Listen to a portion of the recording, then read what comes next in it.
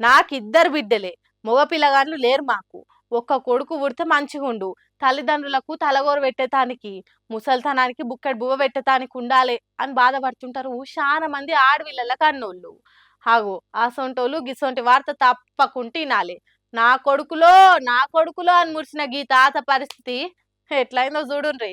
నాకు నలుగురు కొడుకులు అని ఎంతగానో మురిసిండో గీ తాత. అంతకంటే ఎక్కువ బాధపడుతున్నాడు కావచ్చు ఇప్పుడు. కొడుకులు చిన్న ఉన్నప్పుడు ఎద మీద ఎత్తుకొని ఎంత సంబరపడ్డాడో, ఎన్నిసార్లు ముద్దు చేసిండో. ఇప్పుడు అంతకంటే ఎక్కువ తండ్రిని షీదిరించుకుంటున్నారట కొడుకులు. తండ్రికి వచ్చే పింఛన్ పైసల కోసం బయటికి నెట్టేసిండ్రట. అయ్యో పాపం, నడవలేని పరిస్థితులున్నోడు ఎట్లా కలెక్టర్ ఆఫీస్కు చేరుకున్నాడు గాని తన కొడుకులను కాసింత మందలియుండ్రని చెప్పుకున్నాడట ఆఫీసర్లకు. ప్రజావాణి కాడికి వచ్చి తన గోడెల్ల పోసుకున్నాడట. హన్మకొండ జిల్లా కమలాపురం మండలం గూడూరులుండే పిల్లల నారాయణ కష్టాలివి. పంతులు నౌకరు చేసి రిటైర్ అయిందట.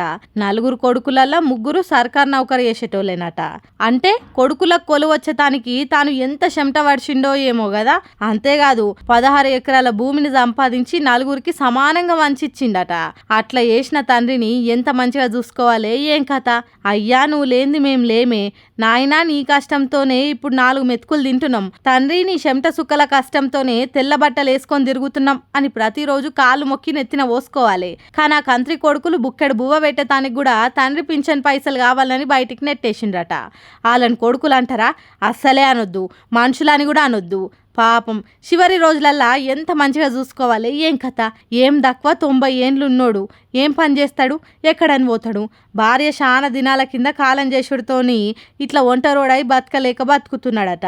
ఇగో చూడుండ్రి, కొడుకు పుట్టాలే కొడుకులు పుట్టాలి అని కోరికలు కోరేటోళ్ళు కొడుకులు కాదు పుట్టాల్సింది. ముసల్తనానికి 4 మెతుకులు పెట్టే పిల్లలు పుట్టాలి. వాళ్ళు ఆడోళ్ళ మొగోళ్ళ అనేది కాదు. ఈ రోజులల్లా బిడ్డలే కొడుకుల కంటే మంచిగా చూసుకుంటున్నారు తండ్రులను.